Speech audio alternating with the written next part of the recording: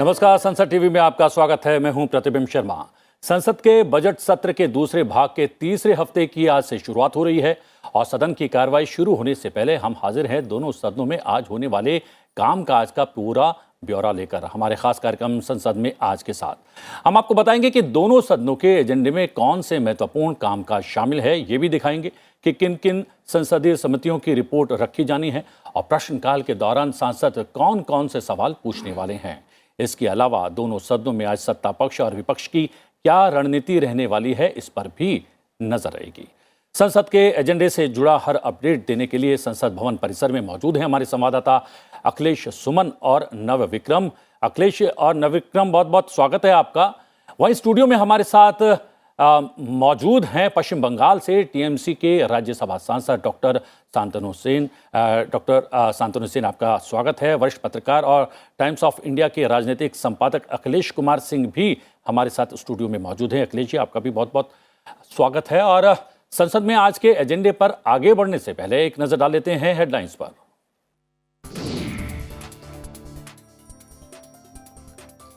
राज्यसभा के एजेंडे में वित्त और विनियोग विधेयक 2022, वित्त मंत्री निर्मला सीतारमण विधेयक पर विचार और लौटाए जाने का प्रस्ताव करेंगी।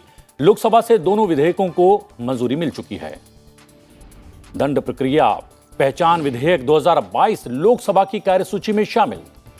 गृह मंत्री अमित शाह करेंगे पेश आपराधिक मामलों में पहचान और जांच के लिए दोषियों और अन्य व्यक्तियों का लिया जा सकेगा माप। संविधान अनुसूचित जनजातियां आदेश संशोधन बिल 2022 पर लोकसभा में होगा विचार। त्रिपुरा की कुकी जनजाति की उपजातियों में डालोंग समुदाय को शामिल करने का प्रस्ताव। संविधान अनुसूचित जातियां और अनुसूचित जनजातियां आदेश दूसरा संशोधन बिल 2022 भी पेश होगा।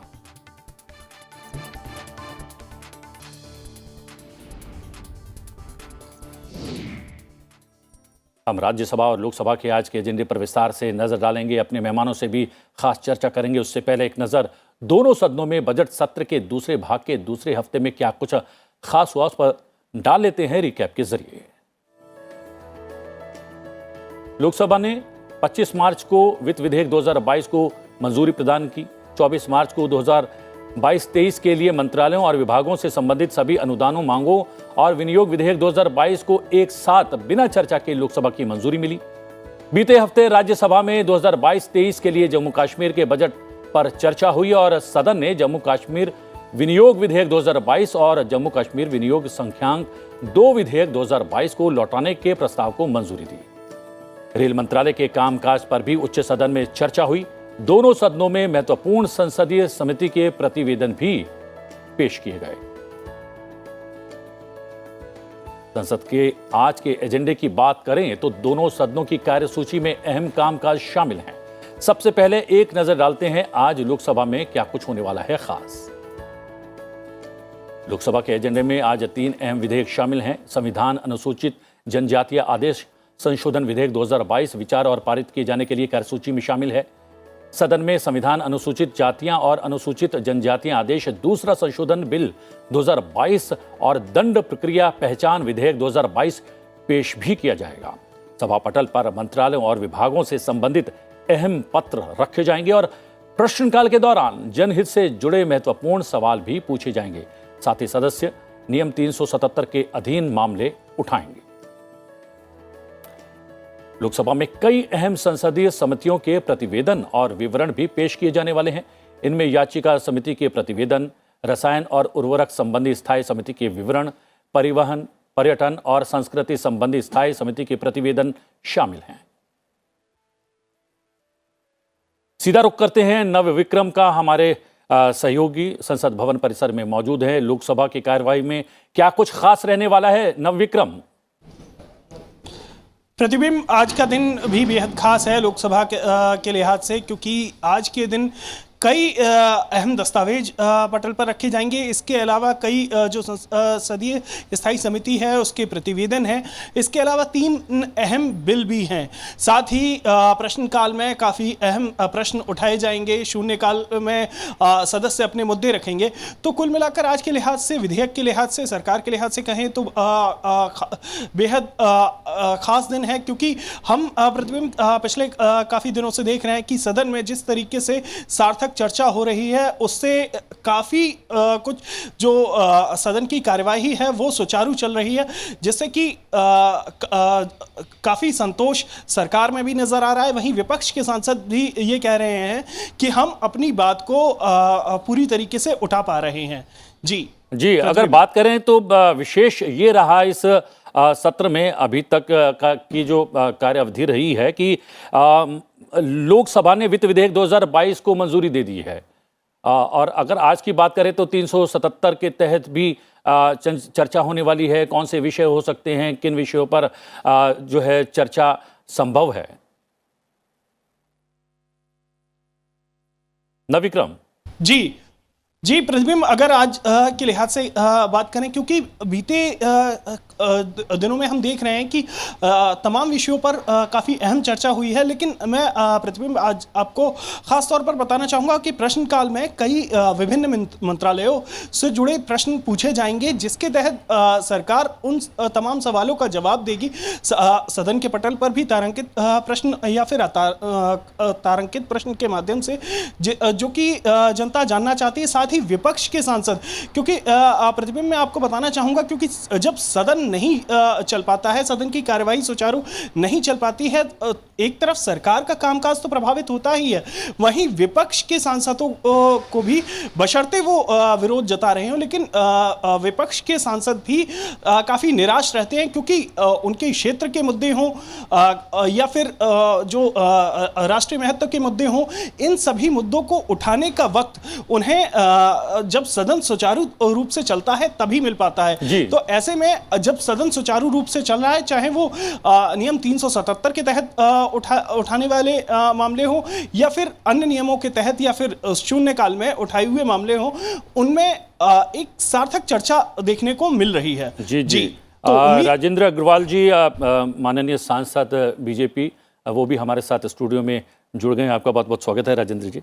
और जैसे कि हमारे सहयोगी बता रहे थे, नवविक्रम की अभी तक जो कार्य हुआ है लोकसभा के भीतर वो बहुत महत्वपूर्ण हुआ है और उत्साहित हैं तमाम सांसद।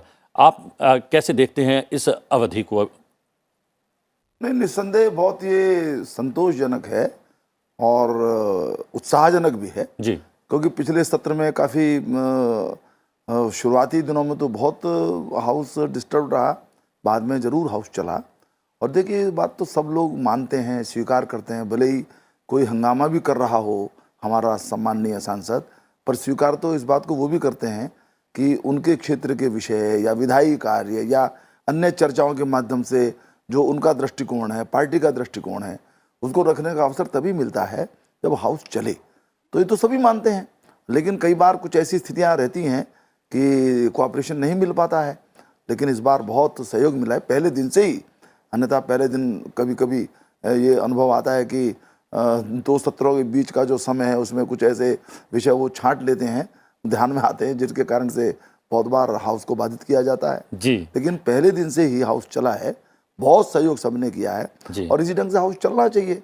और शांतनु जी, ये क्या विपक्ष की कुछ बदली हुई रणनीति है, उसके तहत ऐसा हो रहा है, या फिर ये कुछ मिल बैठकर चीज़ें तय हो गई हैं कि सदन की कार्रवाई को बाधित ना किया जाए, और ये तो एक कंसेंस बना ही हुआ है कि प्रश्नकाल को बाधित नहीं किया जाएगा, कभी भी कोई भी विषय सदन के भीतर उठाना हो लेकिन उसको बगैर बाधित किए ही उन विषयों को उठाया जाएगा। कई बार वो जो है वैसा नहीं हो पाता है, लेकिन हम देख रहे हैं बजट सत्र का पहला हिस्सा हो या फिर दूसरा भाग हो, उसमें अनवरत चल रहा है सदन। देखिए, बात यह है कि 1952 में जी जब सबसे पहले लोकसभा चुनाव हुआ था, तब से लेकर आज तक ये तो सबका मानना है कि सदन चलना चाहिए, हाउस चलना चाहिए, लेकिन जो रूलिंग पार्टी है उसको ये मान के चलना है कि floor is always for the opposition.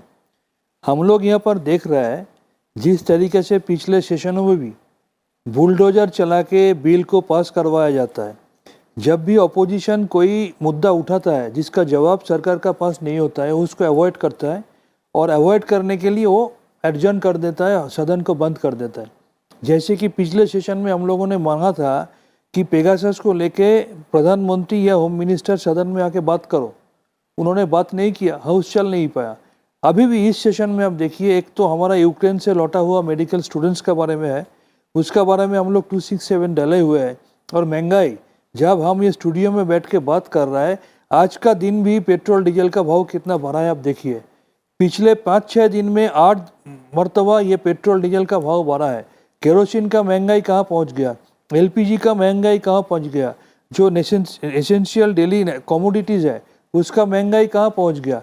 इसका बारे में अगर हम लोग पूछे कि मिनिस्टर आके रिप्लाई करे, मिनिस्टर आते नहीं है, तब तो लेके प्रॉब्लम हो जाता है। अगर हाउस को जो लीड कर रहा है उसको ये मान के चलना चाहिए कि house is always for the opposition.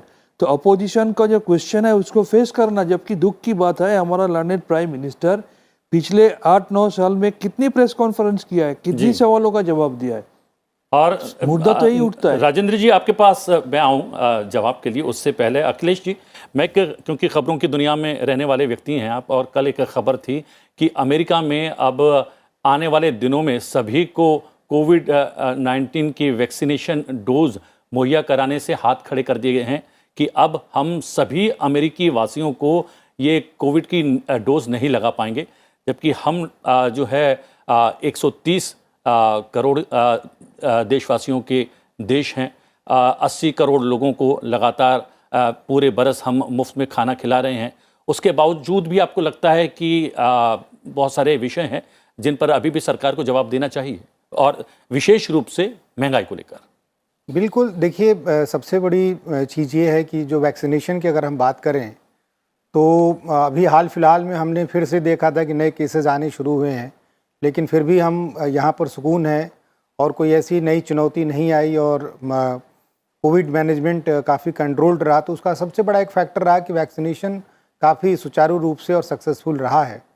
लेकिन जहाँ तक संसद चलने की बात है और मुद्दे मैं ये क्या पूछने वाला था कि सरकार के पास कोई जादू की छड़ी तो है नहीं, है ना? जब खर्च होता है तो खर्च के एवज में कहाँ से पैसा जुटाया जाए, राजस्व की प्राप्ति कैसे हो, वो भी एक सरदर्दी रहती है सरकार के सामने। देखिए, तो जो खर्च हो रहा है उसके अनुपात में जो महंगाई बढ़ रही है, उसके बारे में मैं सवाल पूछना चाह रहा था। पिछले 2-3 साल में जिस तरह के हालात हैं वो सामान्य तो है नहीं। केवल भारत ही नहीं, दुनिया के तमाम ऐसे देश हैं जो जिन हालात से पूरी दुनिया गुजर रही है उससे सफ़र किए हैं। तो भारत कोई एक्सेप्शन नहीं हो सकता और किसी के पास जादू की छड़ी नहीं है। नेचुरली, जैसे अगर आप फ्री फूड प्रोवाइड कर रहे हैं तो कहीं ना कहीं इसी सिस्टम से उसको मैनेज करना पड़ेगा और उसके साइड इफ़ेक्ट्स होते हैं तमाम चीज़ों पर।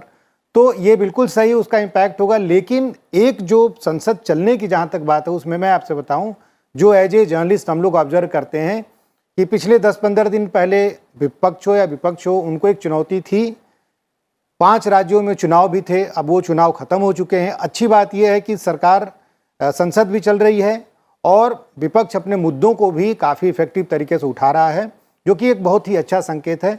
काफ़ी प्रोडक्टिव तरीके से हाउस चल रहा है। जी, राजेंद्र जी, क्या ये जो चुनाव बार बार होते हैं उसका असर संसद की कार्रवाई में भी देखने को मिलता है? एक बात, मतलब स्कोर गेन करने का प्रयास किया जाता है क्या सदन की कार्रवाई के माध्यम से? एक बात, और दूसरा ये कि महंगाई भी क्या स्विच ऑन स्विच ऑफ हो जाती है चुनाव को देखते हुए? देखिए, चुनाव का तो सीधा संबंध सदन की कार्यवाही पर हो ही जाता है, उससे उसका संबंध हो ही जाता है जी। यदि चुनाव होने वाले हैं तो इस प्रकार के विषय जिससे सरकार को घेरा जा सके, उसको अलोकप्रिय बताया जा सके, उसके कदमों को अलोकप्रिय बताया, ऐसे विषय उठते हैं ये। और बहुत बार उसके अंदर ऐसी स्थिति ज़्यादा बनाने की कोशिश होती है कि सरकार अपना पक्ष न रख पाए, हंगामा हो, ताकि एक मैसेज जाए कि भी विपक्ष बहुत सक्रिय है। और जब चुनाव परिणाम आ जाते हैं तो उसका भी असर होता है। अब मैं इस बात को लिंक नहीं करना चाहता था, परंतु अभी जो चुनाव परिणाम आए, ये जो हिस्सा है second part of the budget session, मैं समझता हूं उसका असर है। क्योंकि जिन काल्पनिक मुद्दों को या जिन महत्वहीन मुद्दों को बहुत तेजी के साथ संसद के अंदर उठाए जाने की, लोकसभा में उठाने की कोशिश हो रही थी, उनको सबने अस्वीकार कर दिया। तो सरकार तो बराबर कोशिश करती है कि अब कि जवाब दे, चाहे पेगासस का मुद्दा हो, सुप्रीम कोर्ट उस के ऊपर विचार कर रहा है, यूक्रेन का मुद्दा हो, सारा जवाब दिया है, किस कुशलता के साथ, किस तत्परता के साथ 22,000 से ज़्यादा छात्र बुलाए गए हैं, और उसकी जो व्यवस्था है सबने प्रश्नों के माध्यम से भी या अन्य 0 आवर के माध्यम से बताया कि इनको कोई पढ़ाई की व्यवस्था होनी चाहिए। विषय उठते रहते हैं ये, तो संसद के ऊपर निश्चित रूप से चुनाव से पहले भी और चुनाव के परिणाम के बाद भी जो कुछ है उसका परिणाम होता ही होता है।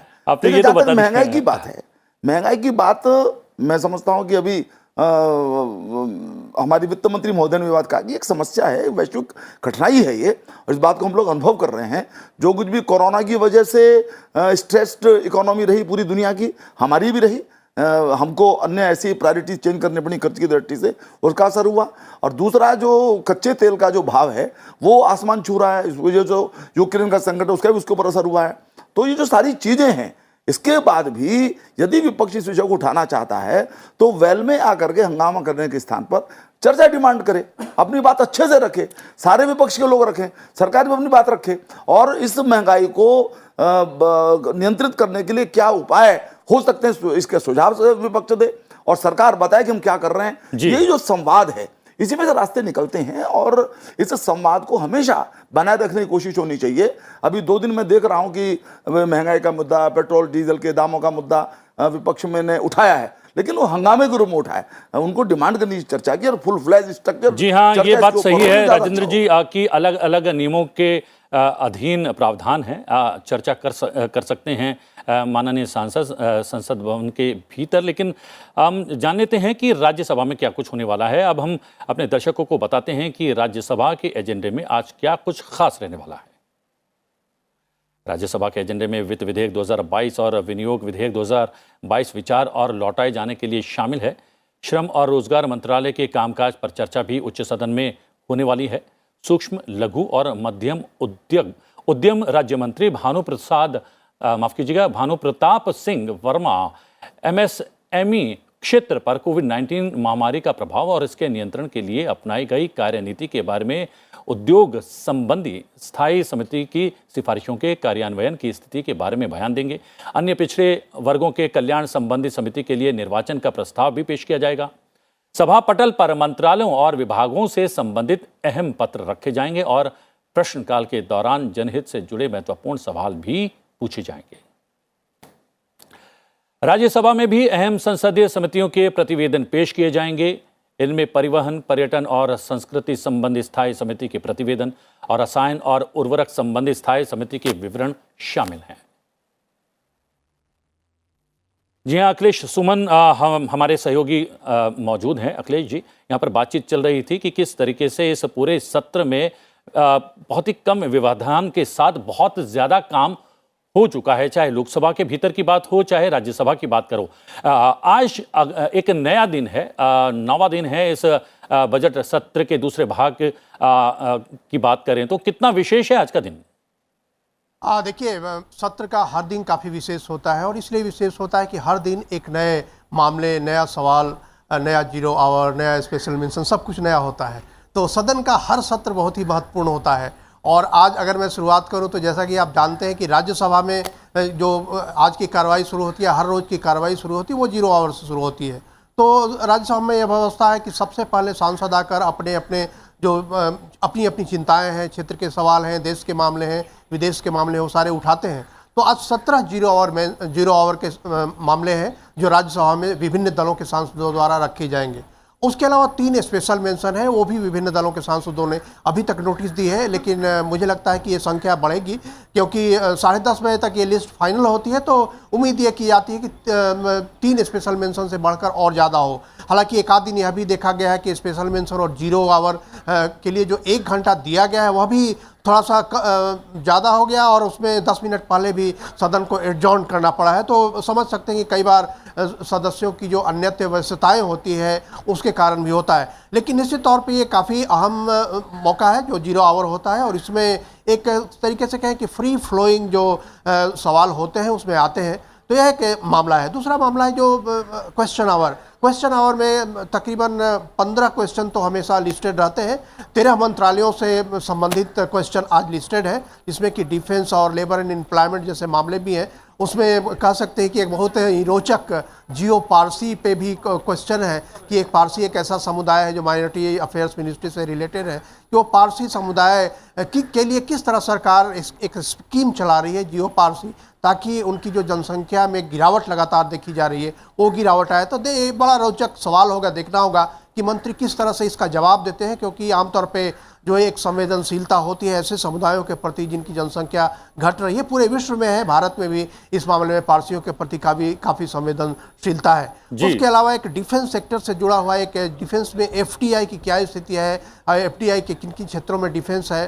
तो आप जानते हैं कि सवाल जब उठते हैं तो उसमें सिर्फ वही सांसद सवाल नहीं पूछते, बल्कि अन्य सांसद भी उससे जुड़े हुए सवाल पूछते हैं।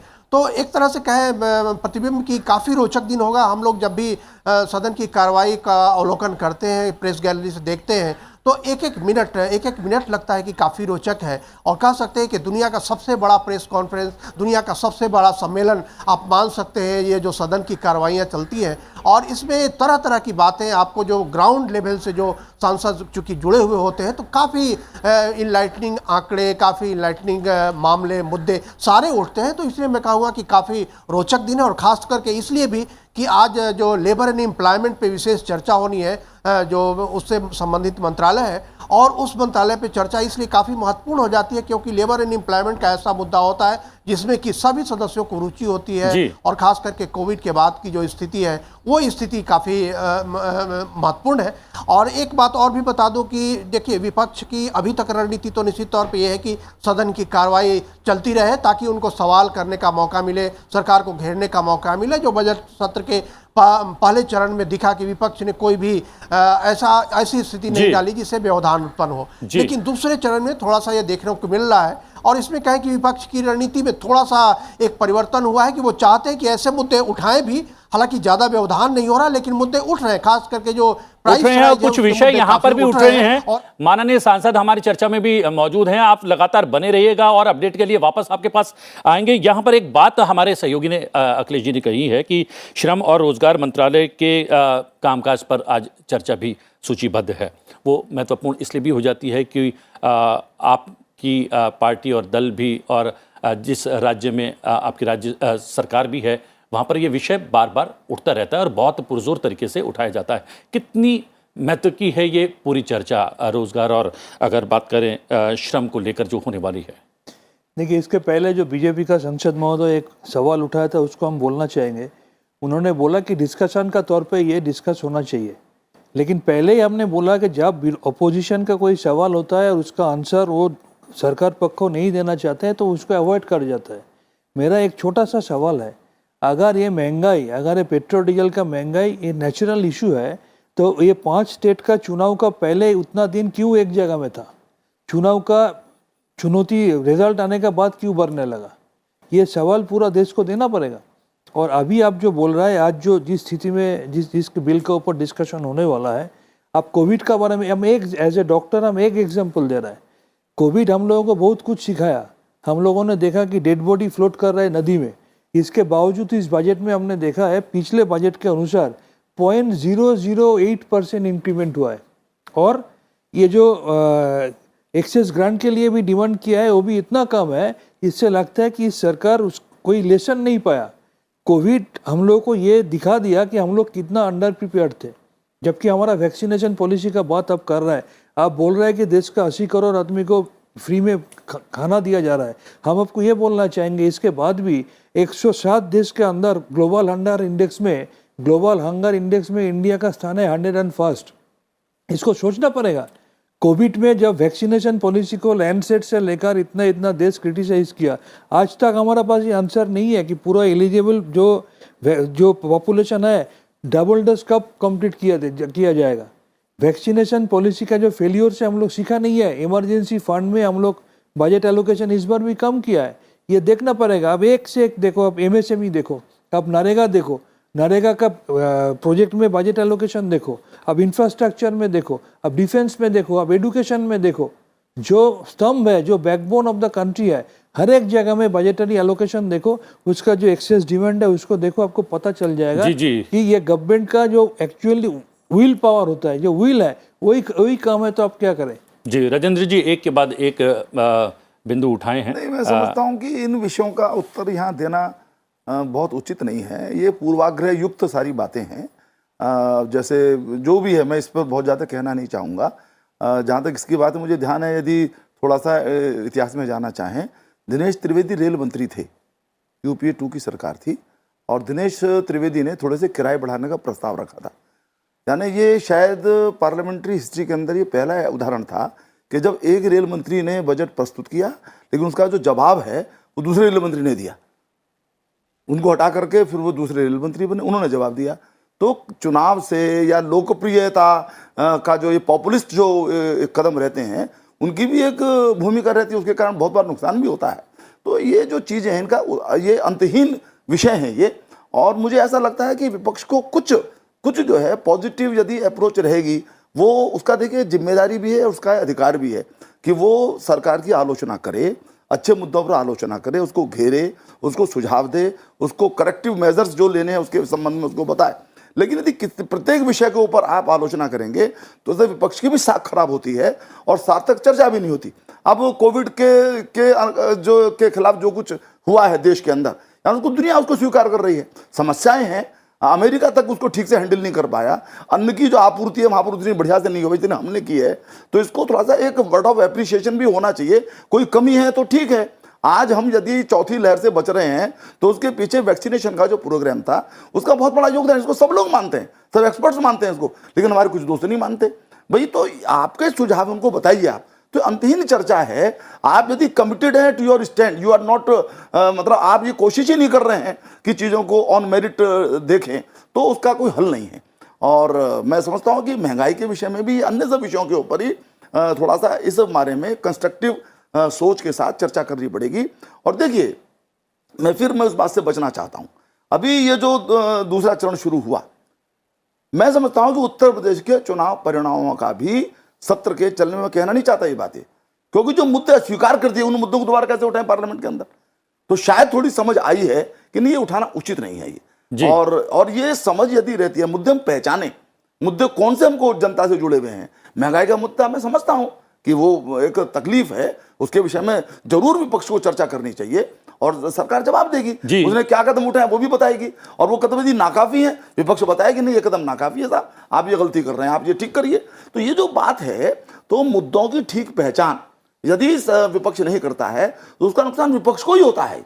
अखिलेश जी, यहाँ पर बात चल रही है कि राजेंद्र जी कह रहे हैं कि चर्चा करने के लिए तैयार हैं, आप चर्चा के लिए आगे बढ़ें। शांतनु जी कह रहे हैं कि जब चर्चा की जाती है, किसी विषय को सदन के भीतर उठाया जाता है, तो किसी दूसरे विषय पर जो है स्विच ओवर हो जाती है सरकार। लेकिन क्या जो विभिन्न नियम है उसके तहत प्रावधान है, स्कोप है विपक्ष के सामने कि उन नियमों के तहत उन विषयों पर चर्चा कराए जिस पर चर्चा कराना चाहते हैं, शांतनु जी जिसका जिक्र कर रहे हैं? देखिए, पार्लियामेंट्री डेमोक्रेसी की सबसे अच्छी बात यही है कि पक्ष पूरी कोशिश करता है कि जो भी उनके कामकाज हैं वो प्रॉपर तरीके से लोगों तक पहुँचे, उस पर बहस हो, डिस्कशन हो और एक निचोड़ निकले जिसके माध्यम से सही बातें लोगों तक पहुँचे और जो भी पार्लियामेंट्री प्रोसीजर्स हैं वो फुलफिल हों।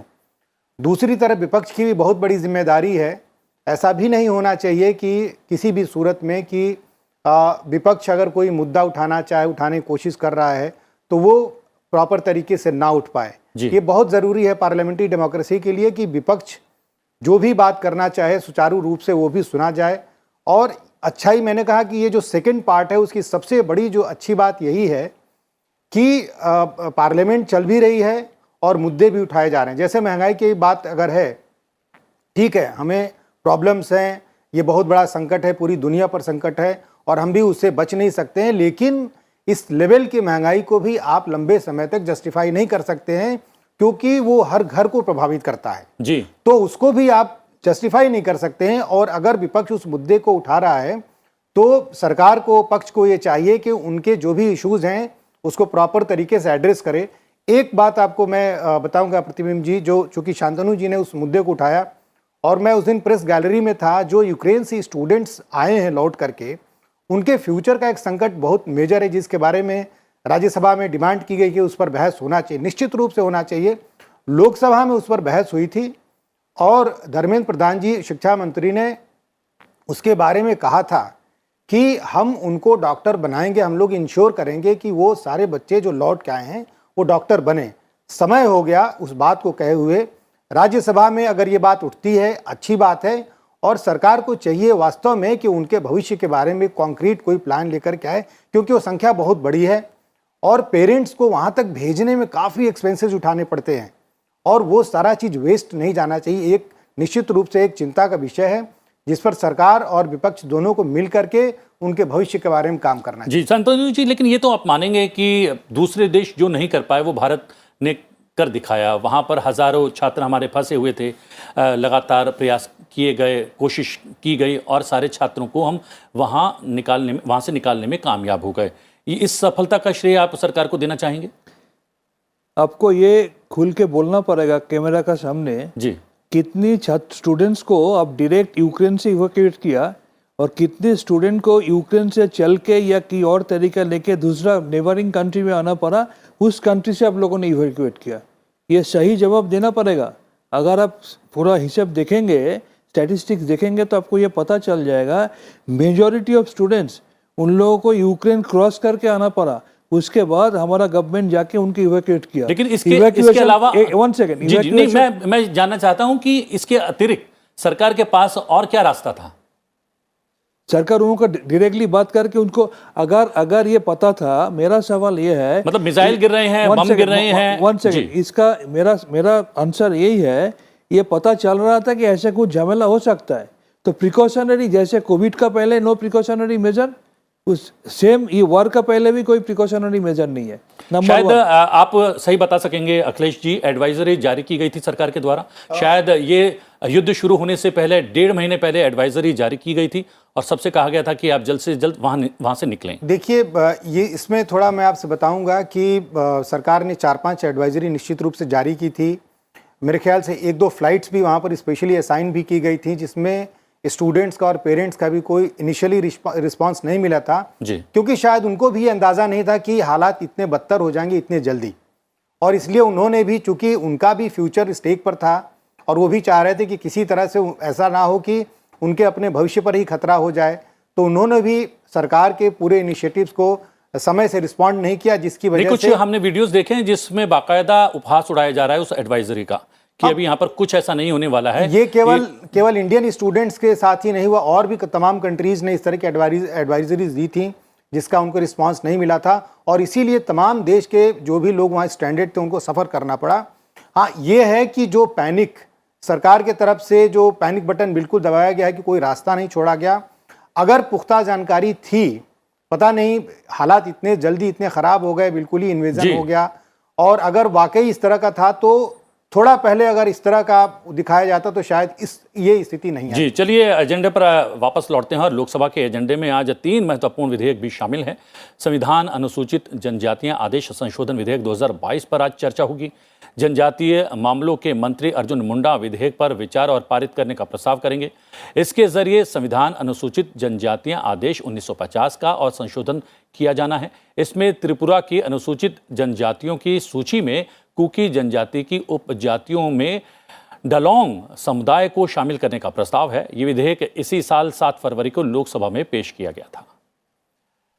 लोकसभा में संविधान अनुसूचित जातियां और अनुसूचित जनजातियां आदेश दूसरा संशोधन बिल 2022 पेश किया जाना है। जनजातीय मामलों के मंत्री अर्जुन मुंडा सदन में विधेयक पेश करेंगे। इसके जरिए संविधान अनुसूचित जातियां आदेश 1950 और संविधान अनुसूचित जनजातियां उत्तर प्रदेश आदेश 1967 का और संशोधन किया जाना है। हम बताते हैं, दंड प्रक्रिया पहचान विधेयक 2022 भी आज पेश किया जाने वाला है। लोकसभा की कार्यसूची में इसको शामिल किया गया है। केंद्रीय गृह मंत्री अमित शाह विधेयक को पेश करेंगे। इसमें आपराधिक मामलों में पहचान और जांच के प्रायोजन के लिए दोषियों और अन्य व्यक्तियों की माप को प्राधिकृत करने के प्रावधान है। साथ ही इस तरह के मामलों में रिकॉर्ड को संरक्षित करने और इससे संबंधित उपबंध भी इसमें शामिल किए गए हैं। नविक्रम से जानने की कोशिश करेंगे। नविक्रम, बहुत सारे विधेयक जो हैं आज जो हैं सूचीबद्ध हैं, बहुत महत्व का दिन है विधेयकों पर अगर गौर करें तो। बिल्कुल प्रतिबिंब, जिस तरीके से आप बता रहे थे, जो दंड प्रक्रिया से जुड़ा हुआ जो विधेयक है ये भी बेहद अहम विधेयक है, क्योंकि प्रतिबिंब अगर हम देखें तो बीते कई दशकों में जो क्रिमिनल आइडेंटिफिकेशन जो प्रोसीजर है वो उसमें बदलाव नहीं हुआ है। कई दशकों से हम जो दंड प्रक्रिया है उसमें पुरानी व्यवस्थाएं लागू हैं। तो एक तरह से इस विधेयक के माध्यम से जो हमें जानकारी है उसमें गिरफ्तारी से लेकर जो गिरफ्तारी किए गए अपराधी हो या फिर उन पर दोष साबित किया गया हो, उनकी जो पहचान है उसे उस पहचान को एक हाईटेक तरीके से संरक्षित करने का प्रावधान है। तो ये विधेयक एक तरह से जो दंड प्रक्रिया है उसे और बेहतर करेगा, जो क्रिमिनल आइडेंटिफिकेशन प्रोसेस है उसे बेहतर करेगा। तो कुल मिलाकर अगर बात करें तो ये विधेयक हो या इसके अलावा दो अन्य विधेयक जो और हैं वो भी बेहद अहम विधेयक हैं। और प्रतिबिंब, एक और बात बताना चाहूँगा, प्रश्नकाल से जुड़े हुए मैं आपको बताना चाहूँगा कि प्रश्नकाल में आज श्रम और रोजगार मंत्रालय की बात हो, उसमें ESIC से जुड़ा हुआ सवाल, इसके अलावा शिक्षा से जुड़े हुए सवाल और पर्यावरण से जुड़े हुए सवाल समेत लोकसभा में बेहद अहम जो मंत्रालय हैं उनसे प्रश्न पूछे जाएंगे और कई ऐसे अहम प्रश्न हैं जिनके जवाब हम लोग जानना चाहते हैं। साथ ही सरकार सदन के पटल पर उन जवाबों को रखेगी। तो ऐसे में आज प्रश्नकाल के लिहाज से हो और विधेयक के लिहाज से, दोनों के लिहाज से बेहद अहम दिन है। तो देखते हैं किस तरीके से चर्चा होती है प्रश्नकाल में, शून्यकाल में, और अगर पहले की तरह जिस तरीके से हम बीते दिनों देख रहे हैं अगर सार्थक चर्चा होती है तो सदन में काफी कुछ देखने और समझने को मिलेगा। जी। बहुत बहुत धन्यवाद। और मैं जानना चाहूँगा, प्रश्नकाल का जिक्र यहाँ पर हमारे सहयोगी नविक्रम ने किया है और समय समय पर सदन के भीतर भी और सदन के बाहर भी केंद्रीय विद्यालयों की महत्ता को लेकर विषय उठता रहा है और इनकी संख्या बढ़ाने को लेकर जो है प्रयास किए जाते रहे हैं और सवाल पूछा जाता रहा है कि क्या इन विद्यालयों की संख्या बढ़ाई जाएगी। आज भी इस विषय को उठाया जाने वाला है। नहीं, देखिए, प्रश्नोत्तर काल को माने संसदीय व्यवस्था का एक प्राण कहा जाता है। इसीलिए कहा जाता है कि सरकार जवाब देती है माननीय सदस्यों के सवालों के, और फिर जो सप्लीमेंट्री होती है उसमें बहुत बार यदि सरकार ठीक से प्रिपेयर्ड नहीं है, मंत्री प्रिपेयर्ड नहीं है, तो उसको एक ऑकवर्ड सिचुएशन का भी सामना करना पड़ता है। और प्रश्नों के माध्यम से, सप्लीमेंट्री क्वेश्चंस के माध्यम से बड़े महत्वपूर्ण मुद्दे उठाए जाते हैं, उनका बड़ा नीतिगत विषयों पर भी प्रभाव होता है। तो हमेशा इसलिए बहुत महत्वपूर्ण होता है और इसलिए ये बात ठीक भी है और इसमें विपक्ष का जो सहयोग है उसका अभिनंदन किया जाना चाहिए कि छोटी मोटी तो बातें होती हैं लेकिन प्रश्नकाल को निरंतर चलने दिया जा रहा है। और देखिए, जहाँ तक केंद्रीय विद्यालयों की बात है, ये वास्तव में गुणवत्ता के कारण से और उनकी एक राष्ट्रीय जो एक इमेज है या उनकी जो एक प्रोफाइल है उसके कारण उनका बड़ा भारी महत्व है। देश भर के अंदर कहीं से भी किसी भी क्षेत्र से किसी भी क्षेत्र का व्यक्ति आ जा सकता है। केंद्रीय जो हमारे कर्मी हैं, उनके परिवार के लोग हैं, गुणवत्ता वहाँ की पढ़ाई की अच्छी है, जो बहुत ज़्यादा महंगी भी नहीं है, अफोर्डेबल भी है। तो ऐसा लगता है कि इसको थोड़ा सा और बढ़ाया जाना चाहिए। तो मैं समझता हूँ कि निरंतर कुछ न कुछ विद्यालय बनाए भी जा रहे हैं। प्रत्येक जनपद के अंदर कम से कम एक विद्यालय हो, इसका एक लक्ष्य शायद पूरा भी हो रहा है और बाकी भी जगह जैसी आवश्यकता हो इनको बनाने की कोशिश है। और उस संबंध में जो हमारे शिक्षा मंत्री हैं वो ठीक से उसका समग्र रूप से जवाब देंगे। शांतनु जी, अगर बजट की बात करें, बजट में भी रक्षा विद्यालय खोलने के प्रावधान रखे गए हैं, उसके लिए बजट भी एलोकेट किया गया है। लेकिन सेंट्रल स्कूल की बात करें तो उसको विस्तार देने की कितनी आवश्यकता है? यहाँ पर गुणवत्तापूर्ण शिक्षा से जुड़ा हुआ विषय है क्योंकि सेंट्रल स्कूल में बहुत ज़्यादा फीस खर्च नहीं करनी पड़ती है। अगर खेल की बात करें तो खेल का स्तर भी केंद्रीय विद्यालयों में बहुत बेहतरीन होता है और पढ़ाई भी बहुत अच्छी होती है। तो समय की मांग नहीं है कि समय के साथ साथ अब इसका और विस्तार किया जाना चाहिए? यहाँ पर 3 इशू हम बोलना चाहेंगे। एक तो है सेंट्रल स्कूल की संख्याएं बढ़ना चाहिए। जी, इसमें कोई कंफ्यूजन, कोई डाउट नहीं है। लेकिन इसके पहले हम जो बोलना चाहेंगे, जे it comes under a policy. आप नेशनल एजुकेशन पॉलिसी 2020 अगर देखें उसमें इतनी सारी कंट्रोवर्सीज है उसको एक एक करके क्लैरिफिकेशन देना चाहिए गवर्नमेंट को पहले। जी बहुत सारा सवाल उसमें है, बहुत सारा ग्रे एरियाज है जिसको अभी तक एड्रेस नहीं किया गया। जब पूरा देश का एजुकेशन का सवाल है, उसमें नेशनल एजुकेशन पॉलिसी को और भी क्लियरली ट्रांसपेरेंटली प्लेस करना चाहिए। ये मेरा एक सजेशन है।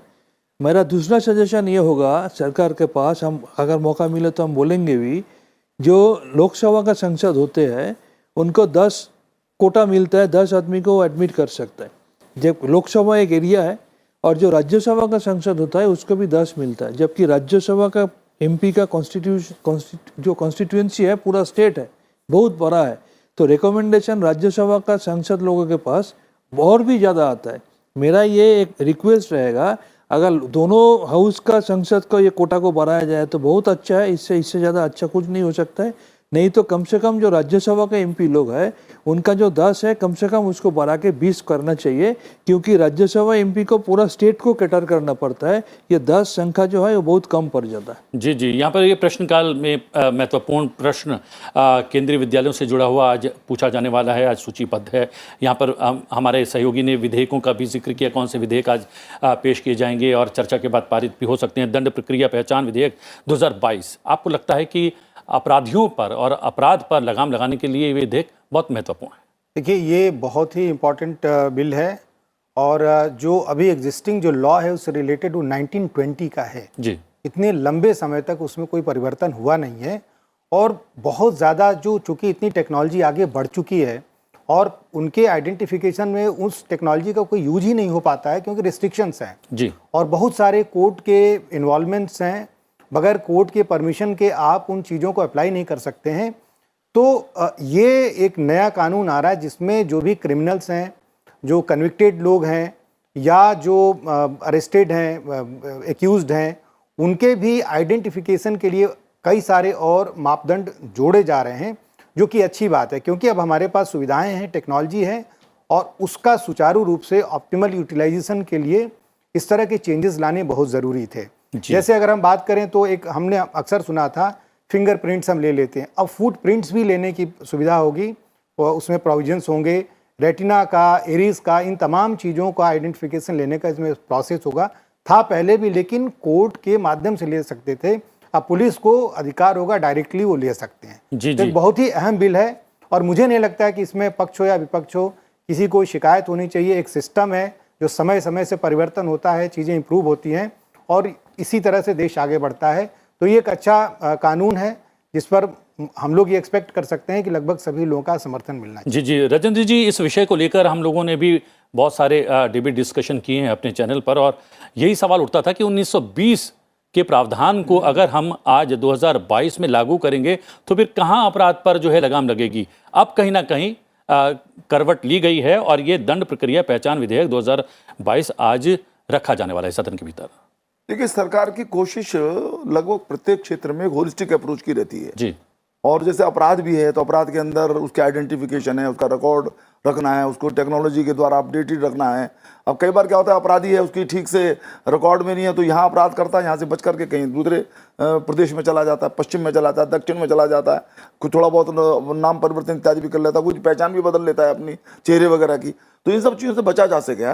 इसी प्रकार से आप देखेंगे कि सरकार की भी कोशिश रही है कि जो आउटडेटेड कानून है जिनका कोई अर्थ नहीं है इस वक्त, उनको सबको खत्म किया जाए, उसके लिए बराबर कोशिश हो रही है। मुझे पता है कि पब्लिक डोमेन के अंदर गृह मंत्रालय ने ये सुझाव मांगे हैं कि आपको क्या लगता है कौन कौन से इस प्रकार के आईपीसी के, सीआरपीसी के कुछ वो नियम हटाए जा सकते हैं।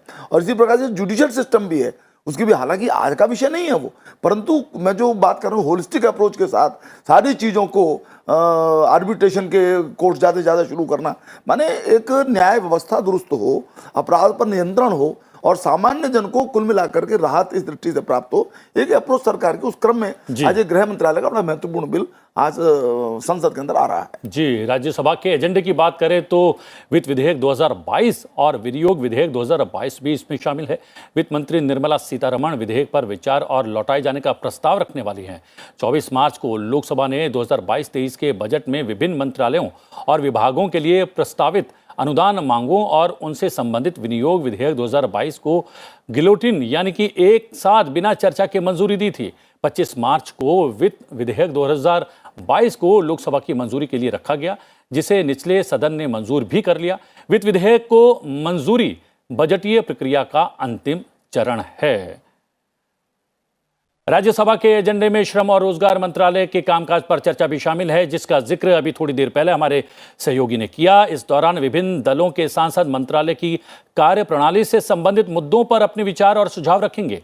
चर्चा के आखिर में केंद्रीय श्रम और रोजगार मंत्री भूपेंद्र यादव चर्चा का जवाब देंगे। श्रम और रोजगार मंत्रालय को इस साल के बजट में करीब 16,894 करोड़ रुपए आवंटित किए गए हैं, जो पिछले वित्त वर्ष के संशोधित आंकड़ों से 2,645 करोड़ रुपए अधिक हैं। श्रम और रोजगार मंत्रालय के कामकाज पर चर्चा के लिए 4 घंटे का समय आवंटित किया गया है। बजट सत्र के दूसरे भाग के दौरान उच्च सदन में उत्तर पूर्वी क्षेत्र विकास मंत्रालय, जनजातीय कार्य मंत्रालय और रेल मंत्रालय के कामकाज पर चर्चा हो चुकी है। संतनु जी, कितना महत्वपूर्ण है आज ये जो चर्चा के लिए बाकायदा 4 घंटे का समय रखा है? मुझे पता है आपको जाना है संसद की कार्रवाई में सम्मिलित होने के लिए, बस आखिरी रिएक्शन। नहीं, ये तो बहुत अच्छा है अगर सबको डिस्कशन करने का मौका मिले। अगर अपोजिशन जो मुद्दा अगर उठाएगा उसका सही सलामत अगर मिनिस्टर जी जवाब दे तो इससे अच्छा कुछ नहीं हो सकता है। लेकिन हम लोग ये अप्रियन करता है कि जो सवाल का जवाब नहीं होता है वो गवर्नमेंट कभी कभी बाईपास कर जाता है जी। हो सकता है कि इस बार वो नहीं करेगा। मेरा ये उम्मीद है कि गवर्नमेंट का अपोजिशन का जो सवाल है गवर्नमेंट सही सलामत उसका जवाब देगा। जी जी, बाईपास नहीं करेंगे, ये एक आशा जो है लगा रहे हैं संतनु जी आपसे। नहीं होता है, एक आध मामले में कुछ हो जाता हो तो मैं नहीं कहता, पर मैं तो बराबर देखता हूं कि चर्चा होती है तो क्लैरिफिकेशंस भी चेयर के द्वारा डिमांड मतलब की अनुमति दी जाती है। प्रश्न पूछते हैं, कई बार मंत्री पूरा उत्तर देने की स्थिति में होते तो वो ये भी कहते हैं मैं बाद में आपको जवाब दूंगा। माने पर्याप्त व्यवस्था। और फिर आज एक चर्चा किसी विषय पर हुई तो it is not the last day of the house. आप अगली बार भी कभी विषय को उठा सकते हैं लगातार, माने उन विषयों के संबंध में एक लगातार प्रोसेस चलता रहता है। और मैं समझता हूं कि सरकार जवाब देती ही है, सरकार को जवाब देने के लिए बाध्य भी किया जाता है और उसको देना पड़ता है, उसी चीज चलती है। जी जी, लेकिन अखिलेश जी, देखा ये गया है कि कई बार चर्चा हो जाती है सदन के भीतर, जब माननीय मंत्री उस चर्चा का जवाब देने उठते हैं तो बहिर्गमन हो जाता है। देखिए, ये पक्ष विपक्ष की कोई ये नई चीज़ नहीं है, परंपरा है, ये चलती रहती है। बेहतर ये होता है कि इस तरह की चर्चा भी चले, बहस भी हो और विधायी कार्य भी होते रहें जो इस समय हो रहा है। और हमें उम्मीद करनी चाहिए कि इसी तरह से सदन चलता रहेगा और विपक्ष भी अपनी बातों को बखूबी उठाता रहेगा। जी जी, महत्वपूर्ण ये है कि ये प्रावधान भी संविधान में दिया गया है और उसी का जो है कहीं ना कहीं फ़ायदा भी मिलता है हमारी लोकतांत्रिक प्रक्रिया को। और आप दोनों माननीय संसद की कार्रवाई में सम्मिलित होने के लिए जा रहे हैं, बहुत बहुत धन्यवाद आपका सम्मिलित होने के लिए। और अखिलेश जी, आप भी कार्रवाई को कवर करेंगे, आपने समय निकाला, धन्यवाद, थैंक यू वेरी मच। एक रिएक्शन मैं चाहूँगा, अखिलेश सुमन हमारे सहयोगी वहाँ पर मौजूद हैं। अखिलेश जी, यहाँ पर बात चल रही है कि 4 घंटे का समय रखा गया है इस चर्चा के लिए। कितनी महत्वपूर्ण हो जाती है चर्चा अगर 4 घंटे का समय निहित किया गया है? देखिए, प्रतिबिंब कभी भी समय जो है वो पूरा नहीं होता, क्योंकि सभी सांसदों के पास काफ़ी बातें कहने को होती है। और चूंकि लंबे समय के बाद तकरीबन जो सारे मंत्रालयों के कामकाज पे बजट सत्र के तहत चर्चा होती है, उसी समय चर्चा होती है, तो एक लंबा अनुभव भी होता है और लंबे कई सवाल भी होते हैं। इसलिए 4 घंटे का जो समय है वो काफ़ी महत्वपूर्ण होता है। और लेकिन यह नहीं कह सकते कि उतना में सारी बातें आ जाती हैं, लेकिन निश्चित तौर पे चूँकि जो सभापति होते हैं या उपसभापति होते हैं वो कोशिश ये करते हैं कि जितने सांसद अपनी बातें रखना चाहते हैं वो बातें रखें। इसके लिए कई बार उन्हें कह सकते हैं कि कई बार उन्हें तल्खी से भी रोकना पड़ता है कुछ सांसदों को, लेकिन कोशिश ये होती है कि सभी सांसद जो भी इच्छुक हैं अपने दल के जो उनको समय मिला है उस समय की सीमा के अंदर वो अपने अपने सवाल करें। तो निश्चित तौर पे ये काफ़ी अहम मामला इसलिए होता है कि देखिए, रोजगार का सवाल हर सांसद किसी न किसी चर्चा के दौरान उठाता है, चाहे वो कोविड पैंडेमिक का मामला हो, चाहे वो यूक्रेन का मामला हो, चाहे विदेश नीति का मामला हो। हर जो चर्चा होती है उसमें रोजगार का सवाल कहीं ना कहीं से उठता है। और जो एपेक्स मिनिस्ट्री कह सकते हैं कि श्रम और रोजगार मंत्रालय ऐसी मिनिस्ट्री है जो कि तकरीबन सभी मंत्रालयों पे एक तरह से ध्यान रखती है कि रोजगार किस तरीके से उत्पन्न करने की का अवसर बन रहा है, उसमें कितना रोजगार उत्पन्न हो रहा है, रोजगार उत्पन्न होने में क्या क्या कठिनाइयाँ आती हैं, यहाँ तक कि इंडस्ट्री, MSME सबके साथ उनको एक कोऑर्डिनेशन करना पड़ता है। तो निश्चित तौर पे एक संभावना है कि जब मंत्री भूपेंद्र यादव इसका जवाब देंगे, तो न सिर्फ जो रोजगार में क्या क्या किया सरकार ने उस पर जवाब देंगे, बल्कि आगे रोजगार उत्पन्न करने के लिए और जो श्रमिकों की जो जीवन स्थिति है उनको बेहतर बनाने के लिए क्या क्या सरकार उपाय करने जा रही है। जी, आपने जो है बहुत सारे महत्वपूर्ण बिंदु उठाए और आप सदन की कार्रवाई को कवर भी करेंगे, लेकिन समय निकाला, बातचीत की, अपडेट किया, बहुत बहुत धन्यवाद आपका और नवविक्रम आपका। लोकसभा में अगर बात करें प्रश्नकाल की, तो प्रश्नकाल के दौरान शिक्षा, पर्यावरण, वन और जलवायु परिवर्तन, वित्त, श्रम और रोजगार, कौशल विकास और उद्यमिता, पर्यटन और जनजातीय कार्य मंत्रालय से महत्वपूर्ण प्रश्न पूछे जाएंगे। सांसद सुमन दत्ता अमरीश श्रम और रोजगार मंत्रालय से कर्मचारी राज्य बीमा निगम में सुधार से संबंधित प्रश्न पूछने वाली हैं। सांसद आर.के. सिंह पटेल शिक्षा मंत्रालय से उत्तर प्रदेश में केंद्रीय विद्यालय से संबंधित प्रश्न पूछेंगे। सांसद पी. वेलुस्वामी वित्त मंत्रालय से बैंक निक्षेपों के लिए बीमा यानी कि इंश्योरेंस फॉर बैंक डिपॉजिट्स होने से संबंधित प्रश्न करने वाले हैं। सांसद अर्जुन लाल मीणा जनजातीय कार्य मंत्रालय से ग्रामीण क्षेत्रों में जनजातीय लोगों हेतु योजनाओं से संबंधित प्रश्न करने वाले हैं। सांसद सुब्रत पाठक वित्त मंत्रालय से NLMC यानी कि नेशनल लैंड मोनेटाइजेशन कॉर्पोरेशन की स्थापना से संबंधित प्रश्न करेंगे। सांसद बसंत कुमार पांडा श्रम और रोजगार मंत्रालय से उड़ीसा में असंगठित कामगारों हेतु योजनाओं से संबंधित प्रश्न पूछने वाले हैं। सांसद संजय काका रामचंद्र पाटिल कौशल विकास और उद्यमिता मंत्रालय से महाराष्ट्र और तमिलनाडु में कौशल विकास केंद्र से संबंधित प्रश्न करेंगे। सांसद देवाश्री चौधरी श्रम और रोजगार मंत्रालय से बेरोजगार स्नातक और गैर स्नातक युवाओं से संबंधित प्रश्न करने वाली हैं। सांसद शिरोमणि राम कौशल विकास और उद्यमिता मंत्रालय से साल 2019 के बाद राष्ट्रीय कौशल विकास निगम के अंतर्गत प्रशिक्षण प्रदाता से संबंधित प्रश्न करने वाले हैं। सांसद प्रताप राव जाधव वित्त मंत्रालय से केंद्रीय पेंशन लेखा कार्यालय की ओर से आयोजित पेंशन अदालत से संबंधित प्रश्न पूछेंगे। सांसद रवि किशन शुक्ला पर्यटन मंत्रालय से बीते 3 साल में सीमावर्ती क्षेत्रों में पर्यटन को बढ़ावा देने से संबंधित प्रश्न करने वाले हैं। सांसद सुनीता दुग्गल पर्यावरण वन और जलवायु परिवर्तन मंत्रालय से रेल मार्गों पर हाथियों की मौत से संबंधित प्रश्न करेंगी। सांसद दिलीप शैकिया पर्यावरण वन और जलवायु परिवर्तन मंत्रालय से वन क्षेत्र बढ़ाने के लिए प्रोत्साहन कार्यक्रम से संबंधित प्रश्न करेंगे।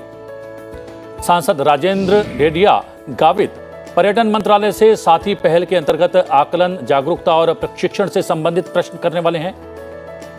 सांसद चंद्र प्रकाश चौधरी पर्यटन मंत्रालय से झारखंड से और अधिक संख्या में पर्यटन सर्किटों और पार्कों को सम्मिलित करने हेतु प्रस्ताव से संबंधित प्रश्न पूछेंगे। सांसद हेमंत तुकाराम गोडसे शिक्षा मंत्रालय से इग्नू के अंतर्गत क्षेत्रीय भाषाओं में मुक्त विश्वविद्यालय के पाठ्यक्रम से संबंधित प्रश्न पूछने वाले हैं। सांसद PR नटराजन पर्यावरण वन और जलवायु परिवर्तन मंत्रालय से अभयारण्यों और संरक्षित क्षेत्रों में पर्यावरण संबंधी मंजूरी से संबंधित प्रश्न करने वाले हैं। सांसद गोडेती माधवी शिक्षा मंत्रालय से आंध्र प्रदेश में केंद्र सरकार के विद्यालय से संबंधित प्रश्न पूछेंगे। सांसद गणेशन सेल्वम शिक्षा मंत्रालय से प्रधानमंत्री पोषण शक्ति निर्माण योजना से संबंधित प्रश्न करेंगे। सांसद विजय कुमार उर्फ विजय वसंत शिक्षा मंत्रालय से स्वायत्त महाविद्यालयों की ओर से प्रदत्त शैक्षिक कार्यक्रम से संबंधित प्रश्न करने वाले हैं।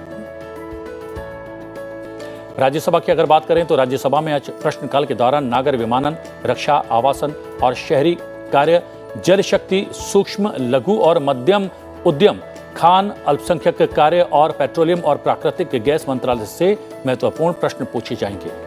सांसद जोस के मणि पेट्रोलियम और प्राकृतिक गैस मंत्रालय से CNG और LNG के लिए प्रशासित मूल्य निर्धारण तंत्र यानी कि APM से संबंधित प्रश्न करने वाले हैं। सांसद राजमणि पटेल आवासन और शहरी कार्य मंत्रालय से प्रधानमंत्री आवास योजना शहरी के अधीन मकानों का निर्माण से संबंधित प्रश्न पूछने वाले हैं। सांसद इरण काडाडी जल शक्ति मंत्रालय से झीलों और जल स्रोतों के पुनरुद्धार, विस्तार और उनकी गाद निकालने के लिए निधि से संबंधित प्रश्न पूछने वाले हैं। सांसद KC वेणुगोपाल रक्षा मंत्रालय से रक्षा क्षेत्र में प्रत्यक्ष विदेशी निवेश से संबंधित प्रश्न करने वाले हैं। सांसद विशंभर प्रसाद निषाद आवासन और शहरी कार्य मंत्रालय से राजीव रत्न आवास योजना के अधीन निर्मित मकानों के लिए घटिया निर्माण सामग्री का उपयोग किए जाने से संबंधित प्रश्न करेंगे। सांसद के राममूर्ति जल शक्ति मंत्रालय से कर्नाटक के लिए जल जीवन मिशन के अधीन केंद्रीय अनुदान से संबंधित प्रश्न पूछने वाले हैं। सांसद राम शकल अल्पसंख्यक कार्य मंत्रालय से जियो पारसी योजना से संबंधित प्रश्न करेंगे। सांसद डॉक्टर अमी यागिक जल शक्ति मंत्रालय से अटल भूजल योजना की स्थिति से संबंधित प्रश्न करेंगे।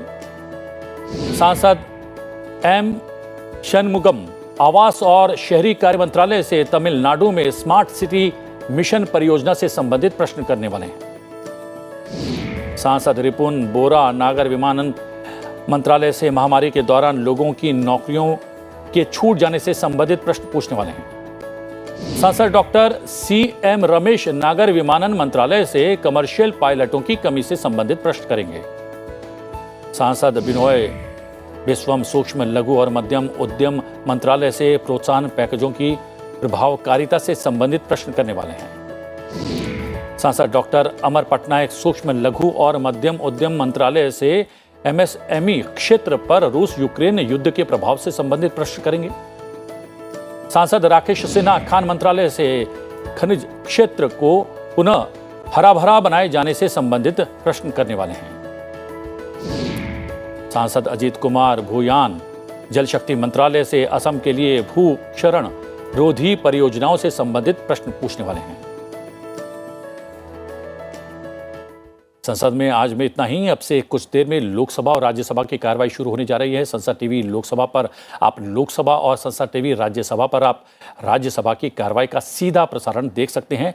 तो बने रहिए संसद टीवी के साथ। मुझे आज्ञा दीजिए। नमस्कार।